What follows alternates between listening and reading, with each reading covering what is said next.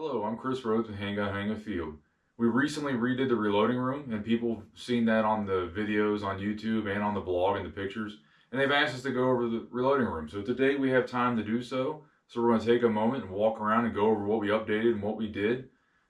Stand by. I'm going to pick up the camera in handheld mode so I can walk around a little easier, and we'll tell you what we got going on. So before, our reloading room was just like almost everybody else's. We had wooden workbenches and so forth in the room.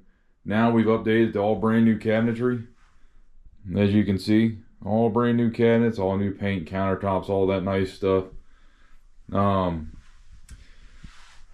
pretty partial to the Hornady reloading presses. I started using these years ago. I moved away from some other brands of progressive presses. What I found to be the advantage here was the fixed tool head on top.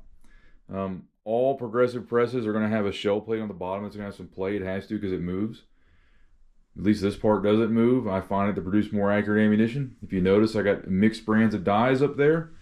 One thing you'll see in common is I always have a Lee factory crimp die. I find that die to be awesome on straight wall cartridges. I don't like their collet crimp die for bottlenecks so much, but the Lee factory crimp die for straight walls has been great. I pick my dies, my various ones. Like here, you'll notice this is on my 357 set up to load the 105 grain cutting edge. I have a Lee sizing die. There's an RCBS expander. There's a Hornady powder charge, Hornady floating bullet seeder, and then the Lee factory crimp. I do so because I'm picking the dies out of, I have a large assortment of dies.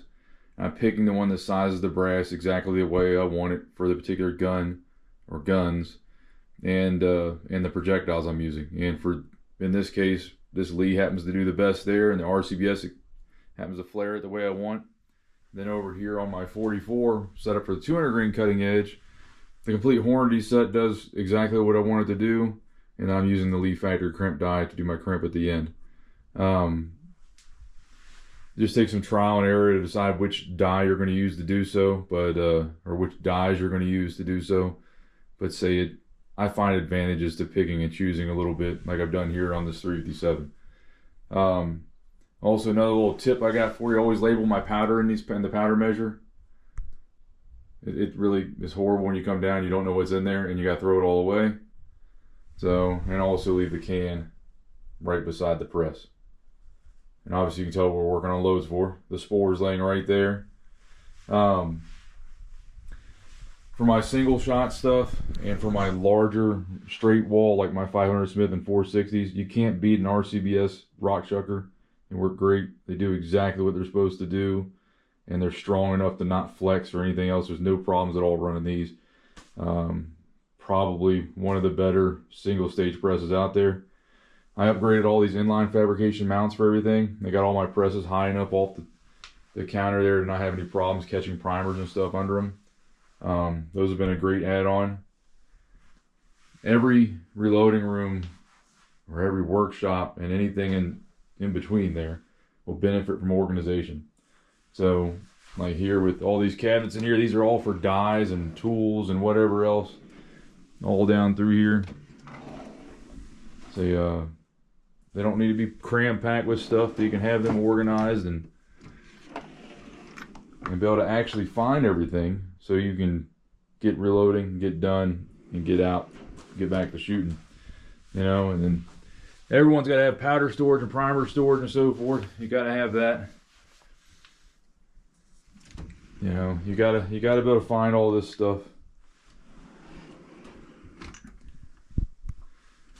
You know, and then your bullets, so you can actually find these things. They're not just shoved on some shelf somewhere. They're organized.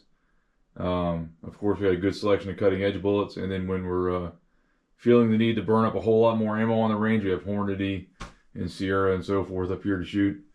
You can see some reminiscent of our lead-free testing we had done. There's some other brands of lead-free bullets up there still. Just say organization's key. Having it being an inviting space is key. I like having everything at my fingertips in a moment's notice. And say it's worked out great. And this is the room that you're watching all of these videos being shot in. All the data we're developing is coming out of here. So hopefully that brief video gives you some insight into our reloading room remodel. I think that it makes me a whole lot more efficient in the reloading room being organized the way it is. I think it helps out making better content. I like the way it turned out in general.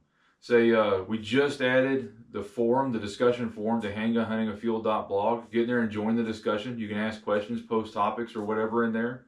As that forum grows, it ought to be a great asset to our community. So if you have any questions on what we've got going on here in the reloading room, let us know. You can shoot me an email at handgunhuntingafield@gmail.com, or once again, you can discuss with me on the forum there. Look forward to bringing you more content.